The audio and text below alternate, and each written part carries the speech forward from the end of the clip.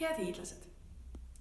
Möödunud aastale tagasi vaadates võime kindlalt öelda, et tegemist oli tegude ja elamuste rohke aastaga. Selle kokkuvõtteks pean suisa appi võtma saarlasest kultuuriminister Indrek Saarelt kuuldud loo.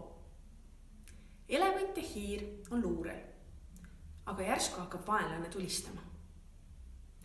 Rooma sina üksinda edasi, ütleb hiir elevandile. Mind on märgatud. See lugu tuletab ilmekalt meelde, et tihti mõtleme sellele, et kui oleksime suuremad, paistaksime palju rohkem silma. Väike Hiiumaa on aga tõestanud, selleks, et silma paista, ei pea olema väliselt suur. See juubeliaasta on meile ühelt poolt olnud käivitamise, teisalt aga mitmete õnnestumiste aasta. Hiidlastele eluliselt oluline rukkikanal sai süvendatud ja süvendusraha on riigieelarves ka edaspidiseks. Oleme uhkust ja rõõmu saanud tunda meie tublide sportlaste saavutuste üle. Olgu näiteks siis avamerejahi olümpikmeeskonna pronksmedal või ka näiteks mudeliklubi noorte maailmameistritiitel mudellennunduses.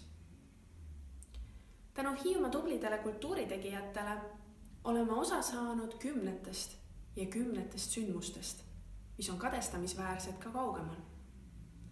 Olgu siin näiteks juba traditsioonilised džäss, folk või puhkpillipäevad, samuti käsitöölaad ja kohvikute päevad. Sellesse aastasse jäid aga ka mitmed uued ettevõtmised ja algatused. Hiiumaa esimene öölaulupidu või raamatu Minu Hiiumaa avaldamine. Kahtlemata on Hiiumaa edus ja arengus oluline roll Hiiumaa ettevõtjatel. Sel aastal oleme enim saanud kaasa elada Hiiumaa tarbete ühistu kiiretele arengutele. Seda nii saarel, kui ka pakkudes rõõmu Hiiumaa maitsete austajatele mandril. Hiiu köögi ja pagari tooteid Tallinna või Valga poelettidel nähes tuleb alati naeratus näole.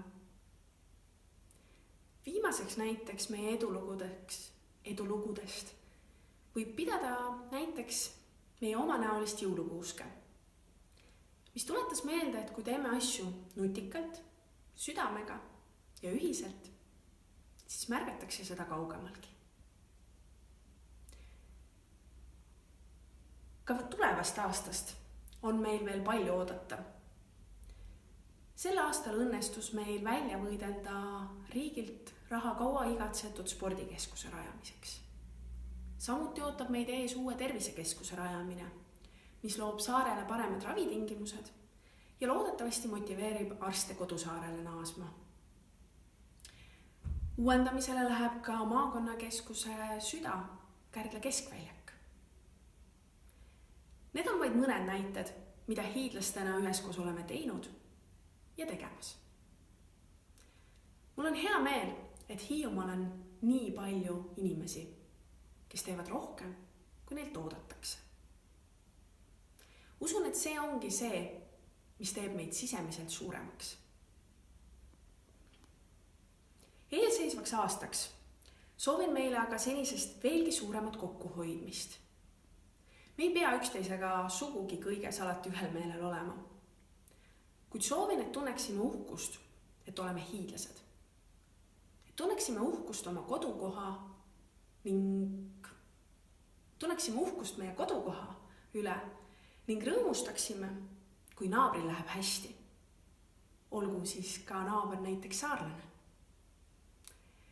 Teiseks soovin, et meis kõigis oleks veidi rohkem julgust. Et julgeksime ellu viia mõne kauaaegse unistuse, proovida ja kogeda midagi uut ja tundmatut, teha midagi teisiti või välja öelda arvamus ka siis, kui see enamusega ei ühti.